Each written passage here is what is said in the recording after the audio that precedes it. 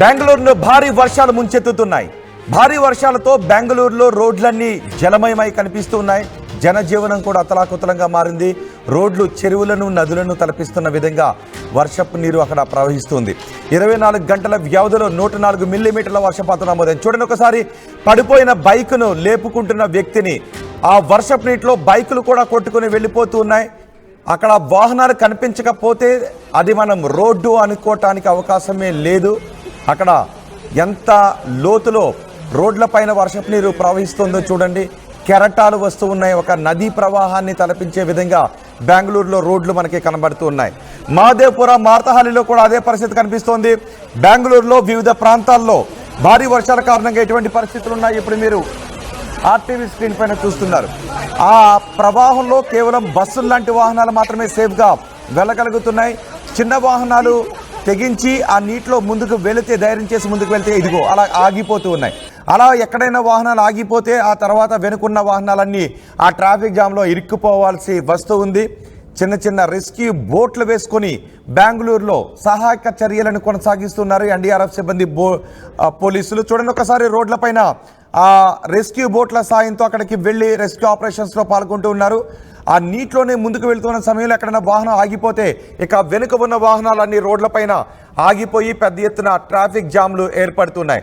బెంగళూరులో ఇప్పుడు ఎక్కడ చూసినా ఇదిగో ఇలాంటి పరిస్థితులే కనిపిస్తున్నాయి.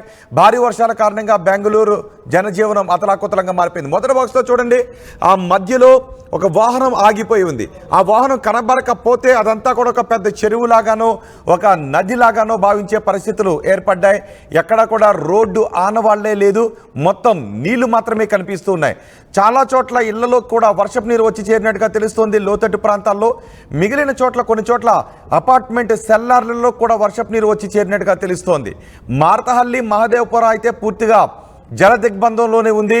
హెచ్బిఆర్ లేఅవుట్, బొమ్మనహల్లి ముంపు ప్రాంతాల్లో ఎన్డీఆర్ఎఫ్ సహాయక చర్యలను చేపడుతోంది. మొదటి బాక్స్లో చూడండి, ఒకసారి రెస్క్యూ బోట్ల సాయంతో అక్కడ సహాయక చర్యలను కొనసాగిస్తూ ఉన్నారు. కనీసం దుకాణాలు తెరవలేని పరిస్థితి, ఇళ్లలో నుంచి నిత్యావసరాలకు అత్యవసరాలకు కూడా బయటకు రాలేని పరిస్థితి కనిపిస్తుంది. సాయంత్రం అయితే చాలు భారీగా వర్షం కురుస్తుంది. ప్రతిరోజు సాయంత్రం సమయాల్లో భారీగా వర్షం కురుస్తుంది. ఈ వర్షం కొన్ని రోజుల నుంచి అలా కురుస్తూ ఉన్న కారణంగా బెంగళూరులో రోడ్లన్నీ జలమయమైన పరిస్థితులు కనిపిస్తున్నాయి. కొన్ని చోట్ల పాములు కూడా ఆ నీటిలో కొట్టుకుని వచ్చి ఇళ్లలోకి, షాపింగ్ కాంప్లెక్స్ల్లోకి కొన్ని చోట్ల పాములు కూడా వస్తున్న పరిస్థితులు కనిపిస్తూ ఉన్నాయి. రబ్బరు బోట్ల ద్వారా సురక్షిత ప్రాంతాలకు జనాన్ని తరలిస్తూ ఉన్నారు. కొన్ని చోట్ల తప్పనిసరి పరిస్థితుల్లోనే వాహనాలతో ఆ నీటిలోనే వెళ్లాల్సి వస్తుంది. మొదటి బాక్స్లో చూడండి, ఒకసారి నీటిలో వెళుతూ ఉన్నప్పుడు ఎంత వాటర్ ఏ విధంగా ఎగజిమ్ముతూ ఉందో మనం ఆర్టీవీ స్క్రీన్ పైన చూడొచ్చు. ఏకంగా రోడ్లపైన కెరటాలు వేస్తుంది. ఆ బైక్ ఆగిపోయింది. ఆ వ్యక్తి బైక్ వేసుకుని వెళుతూ ఉంటే ఆ బైక్ ఆగిపోయిన పరిస్థితి చూడండి. ఒకసారి వాళ్ళు ఒకసారి ఈ వీడియో మళ్ళీ ప్లే చేద్దాం. ఆ బస్సు వెళుతూ ఉన్న దానికి ఆ కెరటాల దాడికి ఆ పక్కన రైట్ సైడ్లో చూడండి, ఒకసారి ఆ పక్కనున్న బైకులపై వెళుతున్న వ్యక్తులు పక్కకు పడిపోయారు. ఒకరు ఇద్దరు కాదు, ఏకంగా 2-3 బైకులు పక్కకి ఆ నీటిలో పడిపోయినటువంటి పరిస్థితి. ఇక్కడ నుంచి ఒకసారి రైట్ సైడ్లో చూడండి, బైక్ పై ఉన్నటువంటి అదిగో చూడండి ఒకసారి ఎలా పడిపోయారో. వాళ్ళు పక్కకి పడిపోయారు. ఆ బస్సు వెళుతుంటే నీటి ప్రవాహానికి ముందు కూడా చూడండి ఒకసారి, అక్కడ కూడా మరో బైక్ ఇదిగో ఇలా చూడండి, ఆ బైక్ పైన వాళ్ళు కూడా పడిపోయారు. ఇలా ఆ నీటిలో బైక్ పై వెళుతున్న వాళ్ళు తెగించేక తప్పదు, ఎలాగో రోడ్డు మీదకి వచ్చాం, ఇక ఆ నీటిలోనే వెళ్ళాలి అని ధైర్యం చేసి ముందుకు వెళుతున్న వాళ్ళు ఆ నీటిలో కిందకు పడిపోతున్న పరిస్థితులు కనిపిస్తున్నాయి.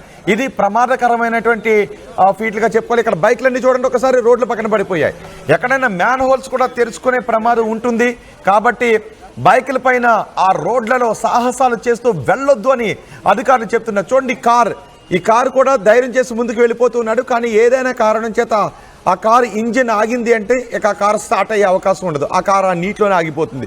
అలాగే బైకులు కూడా ఒకవేళ ఇంజిన్ ఆన్లో ఉన్నంతసేపు పర్వాలేదు, ఒకవేళ ఇంజిన్ ఆగిందా ఇక ఆ బైక్ కానీ ఆ కారు కానీ ఆ వాహనం ముందుకు వెళ్ళే అవకాశం మాత్రం ఉండదు. అలాంటి ప్రమాదకర స్థితిలోనే ఆ రోడ్లపై వెళుతూ ఉన్నారు. బెంగళూరులో చాలా చోట్ల ఇలాంటి పరిస్థితులే కనిపిస్తూ ఉన్నాయి. గత 4 రోజులుగా బెంగళూరుని భారీ వర్షాలు ముంచెత్తుతూ ఉన్నాయి. భారీ వర్షాల కారణంగా బెంగళూరులో ఎక్కడ చూసినా ఇప్పుడు మీరు ఆర్టీవీ స్క్రీన్ పైన చూస్తున్న ఈ జల దిగ్బంధనమే కనబడుతుంది. బెంగళూరులో చాలా ప్రాంతాలు జల దిగ్బంధంలో చిక్కుకుపోయాయి. 24 గంటల వ్యవధిలో 104 మిల్లీమీటర్ల వర్షపాతం నమోదైంది అంటే పరిస్థితిని మనం అర్థం చేసుకోవచ్చు. మహదేవ్పుర, మార్తహాలితో పాటు చాలా ప్రాంతాలు నీట మునిగే ఉన్నాయి. మా ప్రతినిధి చల్లానాయుడు ఉన్నారు పూర్తి సమాచారం అందించడానికి. చల్లానాయుడు, బెంగళూరులో పరిస్థితి ఏంటి ఈ క్షణం? ఏమన్నా వర్షాలు తగ్గుముఖం పడుతున్నాయా? ఇంకా ఎన్ని రోజులు ఇలాంటి పరిస్థితి బెంగళూరులో ఉంటుందని అధికారులు చెప్తున్నారు? రోహిత్, బెంగళూరుని అయితే మాత్రం వర్షం మొన్నటి నుంచి మొదలైనటువంటి వర్షం ఈరోజు రాత్రి కురిసినటువంటి వర్షంతో కూడా పెద్ద ఎత్తున తీవ్ర ఇబ్బందులకు గురవుతున్నటువంటి నేపథ్యం మనం విజువల్స్ లో కూడా చూడొచ్చు. రాకపోకలకి సైతం తీవ్ర ఇబ్బందులు పడుతున్నటువంటి నేపథ్యం. ముఖ్యంగా ఏదైతే ఉందో లోతట్టు ప్రాంతాల్లో అయితే మాత్రం పూర్తి జలమయమైనటువంటి పరిస్థితి, ఇళ్లలోకి నీరు చేరి చాలా లేఅవుట్స్ లో అయితే మాత్రం అదేదో సరస్సు తలపిస్తున్నటువంటి నేపథ్యం. ముఖ్యంగా ఇక్కడ సాయి లేఅవుట్లు అయితే మాత్రం ఇక్కడ చిన్న చిన్న పడవలు వేసుకుని కూడా తిరుగుతున్నటువంటి నేపథ్యం. ముఖ్యంగా ఇక్కడ ఈ ప్రాంతంలో మాత్రం ఈ ఏదైతే ఉందో అధికారులు కంట్రోల్ రూమ్ కే పరిమితం అయ్యారు, కానీ ఏదో అక్కడ నుంచి గైడ్ లైన్స్ ఇస్తున్నారు తప్ప మాకు గ్రౌండ్ లెవెల్లోకి ఎవరు రావట్లేదు అని చెప్పేసి ఒకవైపు చాలా మంది ప్రజలు వాపోతున్నటువంటి పరిస్థితులు. మొత్తం మీద ఇక్కడ మొన్నటి నుంచి కురుస్తున్నటువంటి వర్షాలతో బెంగళూరు అనేది మొత్తం అతలాకుతలమైనటువంటి పరిస్థితి. చాలా ప్రాంతాల్లో, ముఖ్యంగా అన్ని ప్రాంతాలు కావచ్చు, చాలా ప్రాంతాల్లో మాత్రం ఈ ప్రభావం చాలా ఎక్కువగా ఉన్నటువంటి నేపథ్యం. ముఖ్యంగా ఈ సమ్మర్ లో తీసుకోవాల్సినటువంటి జాగ్రత్తలు ఏమాత్రం అధికారులు తీసుకోలేదు అని స్థానికులు చాలా మంది, ఎందుకంటే ఎక్కడ ఎన్క్రోచ్మెంట్ ఉంది, ఎక్కడ ఎటువంటి పరిస్థితులు ఉన్నాయి, ఈ కాలువలు పూర్తిగా ఆక్రమించుకున్నటువంటి నేపథ్యంలో ఇటువంటి పరిస్థితులు వర్షాలు ఖచ్చితంగా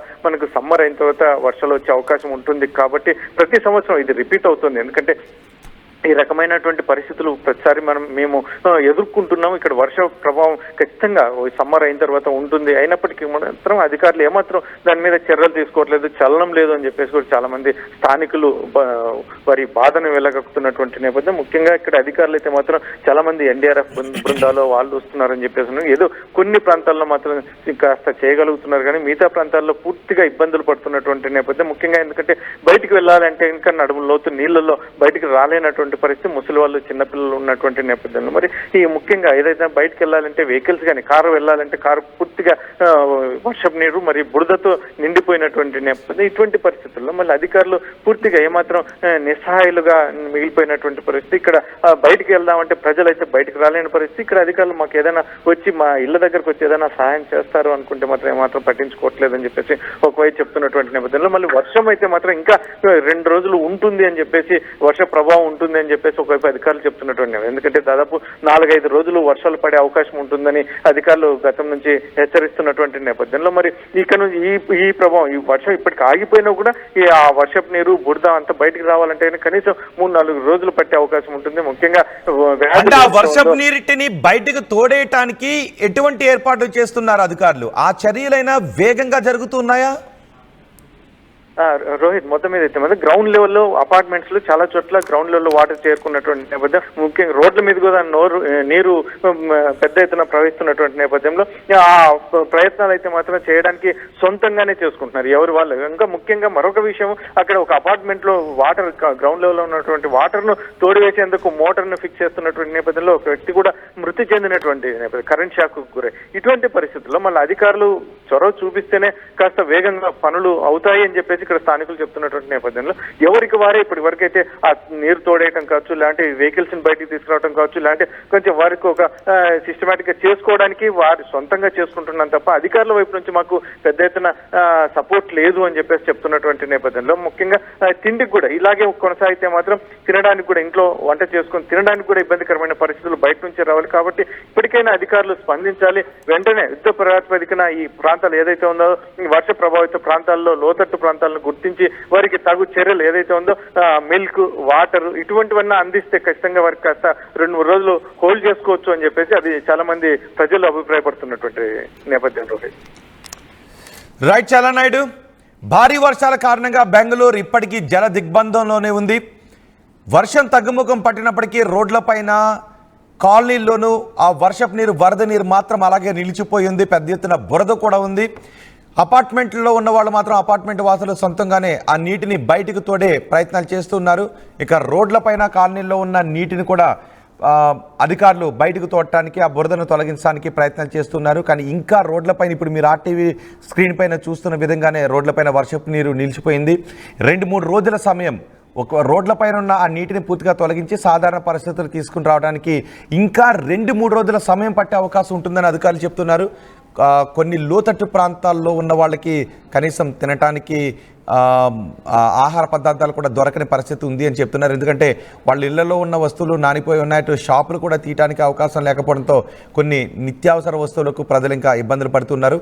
ఇంకా బెంగళూరులో ఈ పరిస్థితి 2-3 రోజుల పాటు ఉండే అవకాశం ఉంటుంది అని అధికారులు చెప్తున్నారు. అయ్యో